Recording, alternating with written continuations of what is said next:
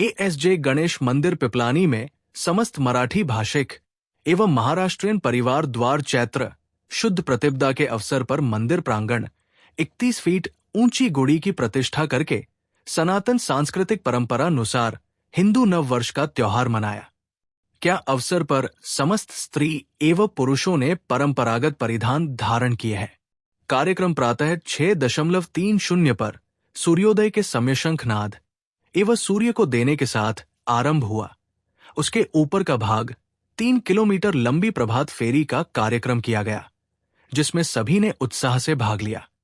प्रभात फेरी के मंदिर प्रांगण में वापसी आने के बाद 31 फीट की गुड़ी की पंचोचार पूजन हुआ एवं उसके पास श्री दत्त मंदिर से आयोजित साइकिल रैली का स्वागत किया गया। उपरांत यहां से समस्त लोग हमें साइकिल रैली के साथ श्री विठ्ठल मंदिर के लिए रावण हुए एवं विभिन्न स्थानों पर होते हुए उक्त रैली महाराष्ट्र समाज तुलसी नगर में संपन्न हुए, जहां पर समस्त लोगों ने एक दूसरे को बधाई शुभकामनाएं और मिठाई खिलाकर त्योहार मनाया।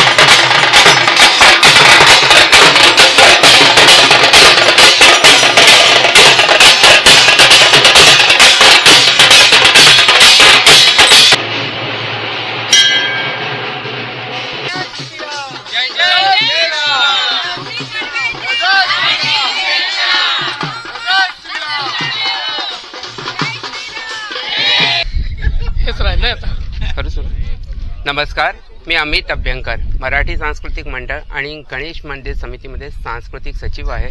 आज चैत्र शुद्ध प्रतिपदा म्हणजे गुढीपाडवा, वर्षाचा पहिला दिवस, आजपासून नवीन संवत्सर लागलेला आहे। तर याचं स्वागत आम्ही केलंय शंखनाद करून। सगळ्यात आधी सूर्योदयाच्या वेळी आम्ही गुढी उभारली, गुढी उभारल्यानंतर शंखनाद केला। तसंही म्हणतात शंखध्वनीनी पॉझिटिव्हिटी सगळी येते, नेगेटिव्हिटी बाहेर जाते। तर वर्षभर आपल्या जीवनामध्ये पॉझिटिव्हिटी यावी, नेगेटिव्हिटी लांब जावी, यासाठी आम्ही सगळ्यात आधी शंखनाद केला। शंखनाद करून सूर्यदेवाचं आवाहन केलं, त्यांना गायत्री मंत्र म्हणून आम्ही अर्घ्य दिले, सूर्यनारायणाची पूजा केली।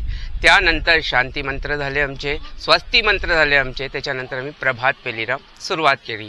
प्रभात फेरी म्हणजे जल्लोष, हा नवा वर्षाचा जो प्रत्येकाच्या मनामध्ये, भारतीयच्या मनामध्ये संस्कृतीच्या बद्दल जे वाटणारे भाव आहेत, तो जल्लोष जेव्हा बाहेर येतो त्याला आपण प्रभात फेरी म्हणतो। प्रभात फेरी सकाळी सकाळी आम्ही इथे नाचत गाजत वाजत रामनामाचा जय जयकार करत इथून प्रभात फेरी आम्ही नेली। प्रभात फेरी आमची गेली समोर शंकराचं मंदिर आहे तिथपर्यंत।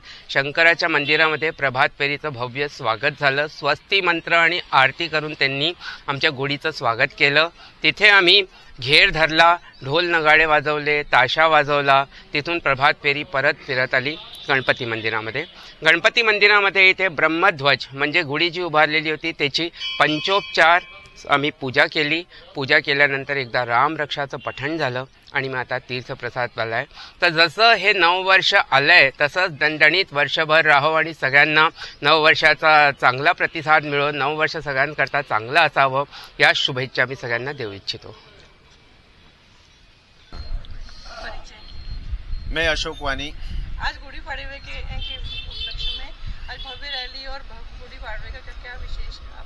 भारतीय नववर्ष, क्योंकि पिपलानी गणेश मंदिर है और पिपलानी गणेश मंदिर में मराठी संस्कृति मंडल के नेतृत्व में यहाँ पर एक भव्य रैली का आयोजन किया गया। एक प्रभात फेरी निकाली गई जिसमें ढोल नगाड़े और ताल के साथ और सभी लोगों ने इसमें नृत्य कर मतलब डांस करके इस भारतीय नववर्ष को बनाया गया। और यहाँ पर बड़ी संख्या में भाई और बहन, यहाँ पर सब मराठी बंधु और यहाँ पर सभी लोग यहाँ इकट्ठे हुए।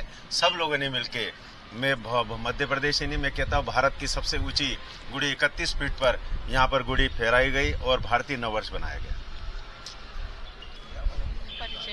मैं महेश गजानन ठकार, गणेश मंदिर समिति पिपलानी और मराठी सांस्कृतिक मंडल की तरफ से बात कर रहा हूँ। महाराष्ट्र में ये मान्यता है कि पाड़वा के दिन जो भी काम किया जाता है वह संपन्न हो जाता है बहुत अच्छी तरीके से।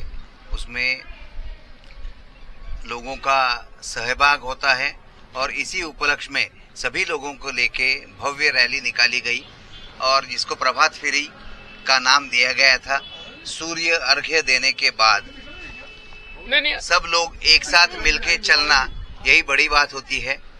और यहाँ से लेके श्री शिव मंदिर तक रैली निकाली गई, वहाँ से फिर वापिस आए हैं। फिर गणेश मंदिर समिति और मराठी सांस्कृतिक मंडल के ऐसे ही कार्यक्रम चलते रहेंगे, ये हमारी आशा है। धन्यवाद।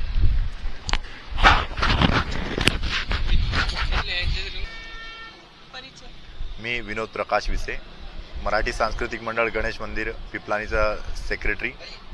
आज हिंदू नववर्ष मराठीत गुढीपाडवाच्या पर्वावर आज श्री गणेश मंदिर पिपलानी येथे सकाळी सूर्य अर्घ्य आणि शंखनाद करून या कार्यक्रमाची सुरुवात केली गेली।